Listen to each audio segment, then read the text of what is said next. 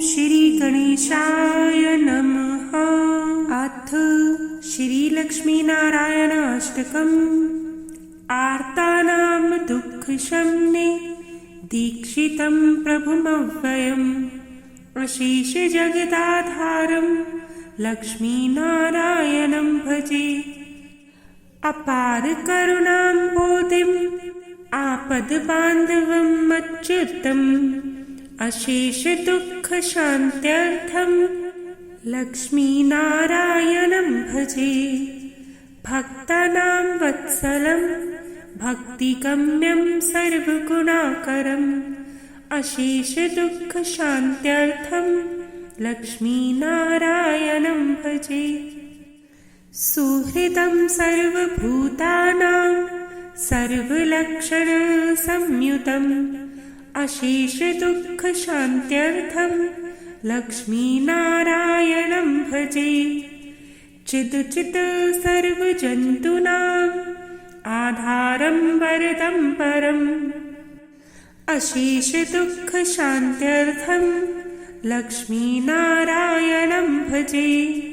शङ्खचक्रधरं देवं लोकनाथं दयानिधिम् अशेषदुःखशान्त्यर्थं लक्ष्मीनारायणं भजे। पीताम्बरधरं विष्णुं विलसितसूत्रशोभितम् अशेषदुःखशान्त्यर्थं लक्ष्मीनारायणं भजे। हस्तेन दक्षिणेनाञ्जम् अभयप्रदम् अक्षरम् अशेषदुःखशान्त्यर्थं लक्ष्मीनारायणं भजे। यः पठेत् प्रातरुत्थाय लक्ष्मीनारायणाष्टकं विमुक्तः सर्वपापेभ्यः विष्णुलोकं स गच्छति। इति श्रीलक्ष्मीनारायणाष्टकं सम्पूर्णम्। महाविष्णुस्तोत्रम्। सूत उवाच। ते गत्वा देवदेवेशं रमानाथं जगद्गुरुं विष्णुं कमलपत्राक्षं ददृशुः प्रभयान्वितम्। स्तोत्रेण तुष्टुपुर्भक्त्या गद्गदस्वरसत्कृतः जय विष्णो रमेशाद्य महापुरुष पूर्वज। दैत्यारि कामजनक सर्वकामफलप्रद महावरः गोविन्द महायज्ञस्वरूपक। महाविष्णुथ वेशाद्य जगदुत्पत्तिकारण मत्स्यावतारि वेदानाम् उत्तारधाररूपक। सत्यव्रतधराधीश मत्स्यरूपाय ते नमः। जयकूपारदैत्यारे सुरकार्ये समर्पक।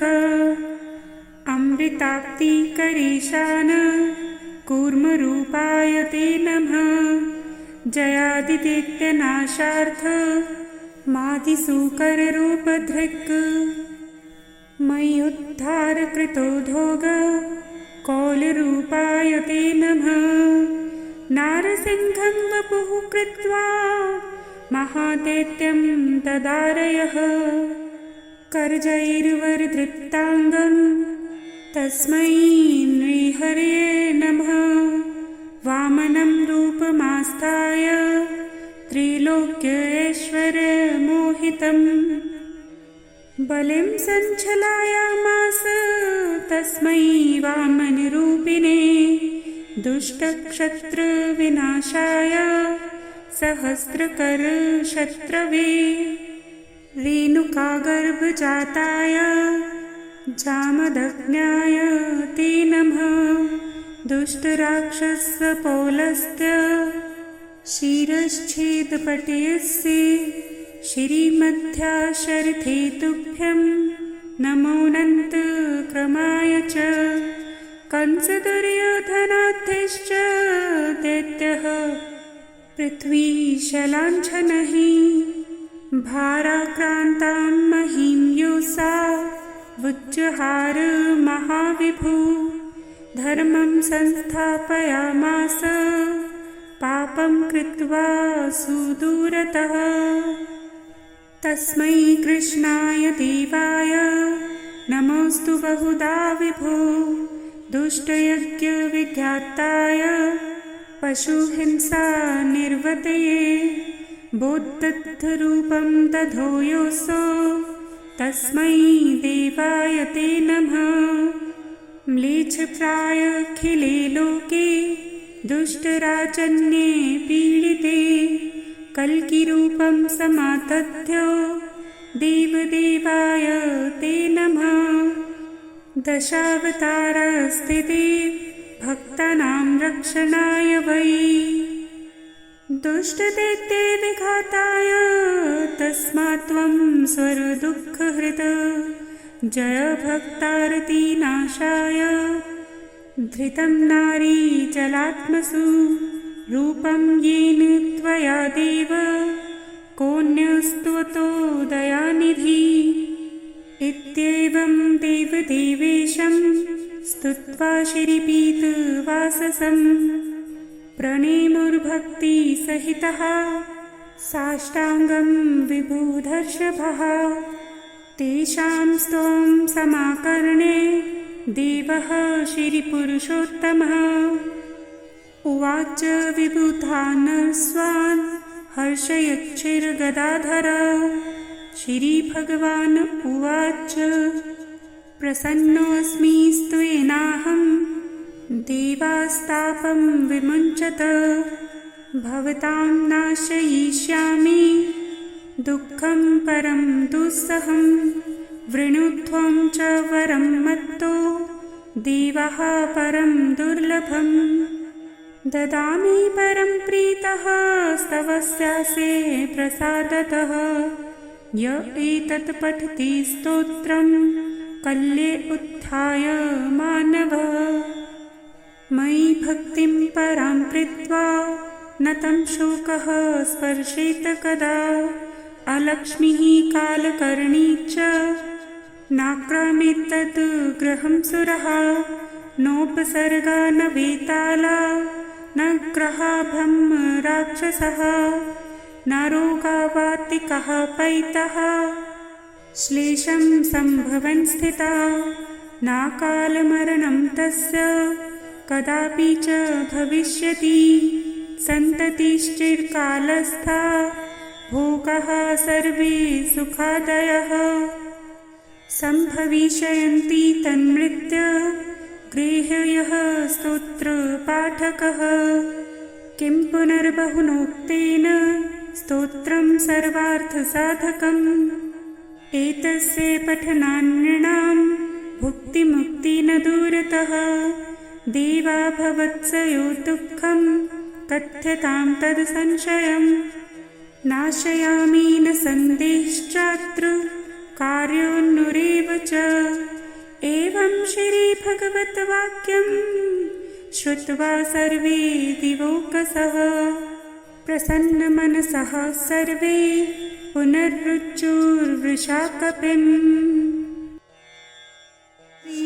श्रीनारायणकवचं राजोवाच यया गुप्तः सहस्राक्षः स्वाहा निपुसैनिकान् क्रीडन्नीव विनिर्जयते त्रिलोक्याबुभुजे श्रियम्। भगवन् स्तनं ममाख्याहि वर्म नारायणात्मकं। यथा तथा येन शत्रुन् येन गुप्तो जयन्मृधे। श्रीशुक उवाच वृतः पुरोहितस्तवाष्ट्रो महीन्द्राये अनुपृच्छति। नारायणाख्यं वर्माः तदिहैकं नः शृणु। विश्वरूप उवाच धौताङ्घ्रिपाणिराचम्ये सपवित्र उदन्मुखः। कृतस्वाङ्करन्यासो मन्त्रभ्यां वाग्यतः शुचिः। नारायणमयं वर्मा सन्नहयेद्भे आगते पाद्यो जाननोरुर्वो रुद्रे हृत्तथोरसी मुखे शीर्षयानुपूर्व्या दोङ्कारादिनी विन्यसेत्। ॐ नमो नारायणायेति विपर्ययं थापीव कर्णयासं ततः कुर्यात् द्वादशाक्षरविद्यया प्रणवाद्यकारान्त मङ्गुलेङ्गुष्ठ पर्वसु न्यसेत्थृत्यम् ओङ्कारं विकारमनुमूर्धनि शकारं तु भ्रुवोर्मध्ये अणकारं शिखया दिशेत् विकारं नेत्रयोर्युञ्ज्यान् नकारं सर्वसन्धिषु मकारम् अस्त्रमुद्दिश्य मन्त्रमूर्तिर्भवेत् बुधः सविसर्गं फलन्तं तत् सर्वदिक्षु विनिर्दिशेत् आत्मानं परमं ध्यायेत् ध्येयं षट्शक्तिर्भियुतम् विद्या तेजस्तपोमूर्ति मिमं मन्त्रमुदाहरेत्।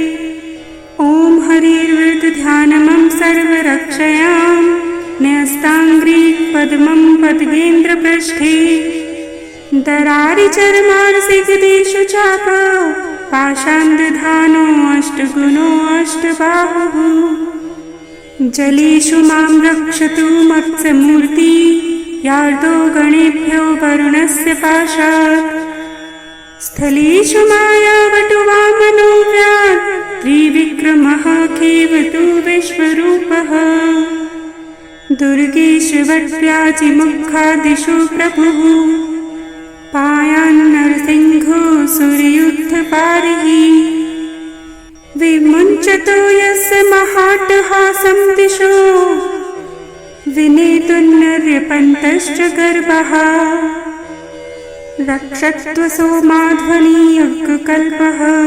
स्वदंष्ट्रयानीतुधरोवरः रामोद्रिकूटेष्वत्थ विप्रवासे सलक्ष्मणो व्याद्भरताग्रजोऽस्मान् मामुग्रधर्मादखिलात् प्रमादान् नारायणः पातु नरश्च हासात् दतस्तु योगाथ योगनाथः पायात् गुणेशः कपिलः करं बन्धात् सनत्कुमारुवतु कामदेव दधत्यशीर्षा मां पथि देवहेलनात् देवर्षिवर्यः पुरुषार्चनान्त्रात् कूर्मों हरिर्मां निर्यादशेषात् धन्वन्त्री भगवान् पात्वपथ्यात् द्वन्द्वाद्भयत्रिष्भो निर्जितात्मा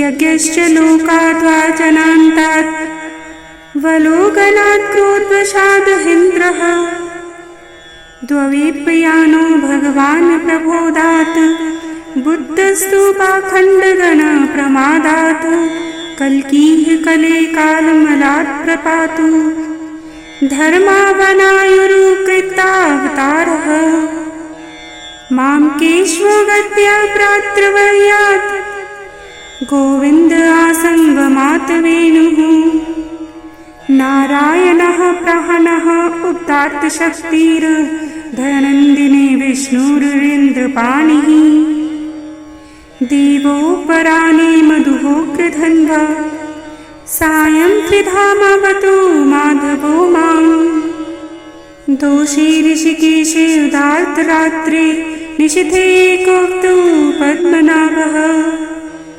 श्रीवत्सधामा पररात्र ईशः प्रत्युष ईशो सिद्धरो जनार्दनः दामोदरो व्यादन् सन्ध्यं प्रभाते विश्वेश्वरो भगवान् कालमूर्तिः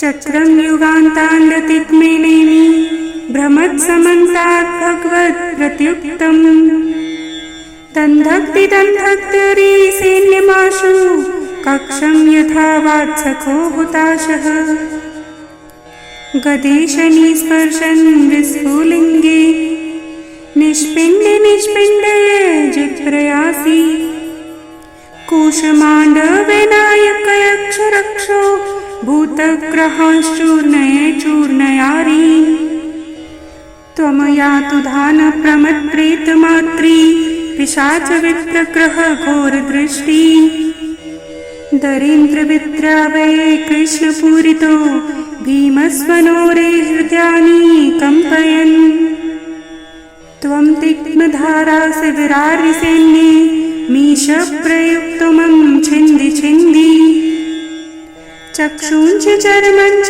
चन्द्रछात्ये द्विषामघोनां हर पापचक्षुषाम् यन्नोभ्यं कृभ्यो भूत्केतुभ्यो निर्भय एव च सरीसर्पेभ्यो दृष्टिभ्यो भूतेभ्यो होभ्यः एव च सर्वान्वितानि भगवान् नामरूपास्त्रकीर्तनात् प्रयान्तु संशयं सद्यो येनः श्रेयः प्रदीपकः गरुडो भगवान् स्तोत्रस्तोभश्च छन्दोमयः प्रभुः दक्षत्वशेषकृच्छेर्भ्यो विश्वक्सेनः स्वनामभिः सर्वापतिभ्यो हरेर्नामरूपयानाद्युधानिनः बुद्धीन्द्रियमनः प्राणान् पातु पार्षदभूषणः यथा हि भगवानेव वस्तुतः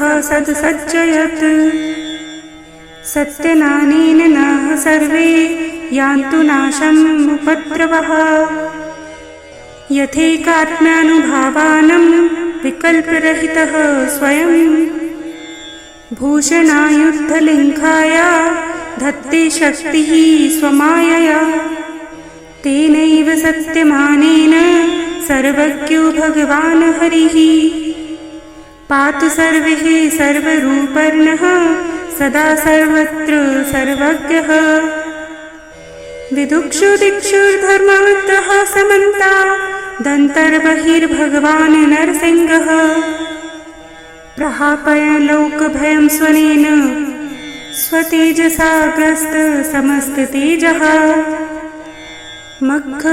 मखवलीनदमाख्यातं वर्मनारायण आत्मकम् विजिष्य स्वयंसजायेन दंशितो सूर्योत्थपान् एतद्धार्यमाणस्तु यं यं पश्यति चक्षुषा पदावासंसृचित्तस्य सात्वसात् स विमुच्यते न कुतश्चित् भयं तस्य विद्यां धार्यतो भवेत् राजतस्योग्रहादिभ्यो व्याघ्रादिभ्यश्च कर्हिचित् इमां विद्यां पुरा कश्चित् कौशिको धारयन् द्विजः योगधारणया स्वाङ्गं जहो स मरुध्वनि तस्योपरि विमानेन गन्धर्वपतिरेकदा ययो चित्ररथः स्त्रीभिवर्तो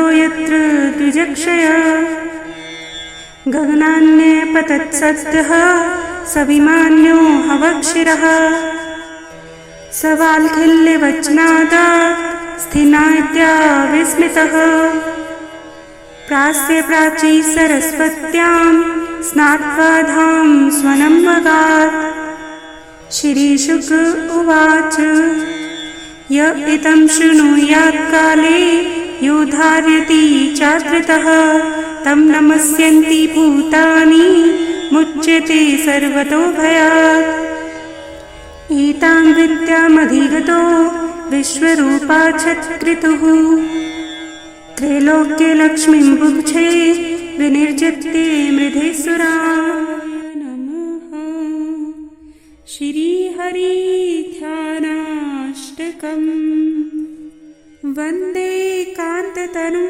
प्रशान्तवदनं वन्दे सुचक्रेक्षणं वन्दे मेघनिभं महाम्बुजकरं वन्दे पदालक्तकम् वन्दे कोटिर्विद्युत्तिधृतिहरं वन्दे सुवर्णान्वितं वन्दे नीलकलेवरं स्मितहसं वन्दे सदा श्रीहरिम् वन्दे श्रोणितटे सुपीतवसनं वन्दे महाकौस्तुभम् वन्दे शीर्षपटे सुरमे मुकुटम् वन्दे लस्नमौक्तिकम् वन्दे कङ्कणराजितं करयुगे वन्देति भूषोज्ज्वलम् वन्दे सुन्दरभालभागतिलकम् वन्दे सदा श्रीहरिम् वन्दे चक्रकरं करे कमलिनं वन्दे गदाधारिणम् वन्दे शङ्खधरं समन्तककरं वन्दे विलासलयम् वन्दे सागरकन्यकापतिमणिं वन्दे जगत्स्वामिनं वन्दे सत्त्वमयं विहङ्गगमनं वन्दे सदा श्रीहरिम् वन्दे विश्वपतिं सुरेशवरपतिं वन्दे धरित्रीपतिं वन्दे लोकपतिं सुदर्शनपतिं वन्दे इन्द्राणां पतिं वन्दे शङ्खपतिं गदावरपतिं वन्दे ग्रहाणां पतिं वन्दे तार्क्षपतिं चतुर्युगपतिं वन्दे सदा श्रीहरिम् वन्दे ब्रह्मपतिं महेश्वरपतिं वन्देऽखिलानां पतिं वन्दे शाङ्ग्रपतिं विकर्तृणपतिं वन्दे प्रजानां पतिं वन्दे यज्ञपतिं च कौस्तुभपतिं वन्दे मुनीनां पतिं वन्दे भक्तपतिं भवार्णवपतिं वन्दे सदा श्रीहरिम् वन्दे सुवर्णगुणेश्वरसुरवरं वन्दे त्रिलोकीश्वरम् वन्दे पापविख्यातकं रिपुहरं वन्दे शुभायतनम् वन्दे साधुपतिं चराचरपतिं वन्दे जनानां पतिं वन्दे गोलकधामनाथमनिशं वन्दे सदा श्रीहरिम् वन्दे श्रीजगदीश्वरं क्षितिधरं वन्दे च धर्मद्रुमम् वन्दे दैत्यनिसूदनं कलिहरं वन्दे कृपाकारकम् वन्दे कालकरालदण्डदहकं वन्दे सुमुक्तिप्रदम् वन्दे सर्वसुखास्पदं सुरगुरुं वन्दे सदा श्रीहरिम् वन्दे न्यायशोधिपं दुरितहं वन्दे दादायकम् वन्दे जन्महरं कुनीतिदमनं वन्दे सुकामप्रदम् वन्दे भक्तविनोदनं मुनिनतं वन्दे प्रजारञ्जकम् वन्दे सन्नाथपतिं दरिद्रनिर्भितं वन्दे सदा श्रीहरिम् इति श्रीव्रजकिशोरविरचितं श्रीहरिध्यानाष्टकं सम्पूर्णम्।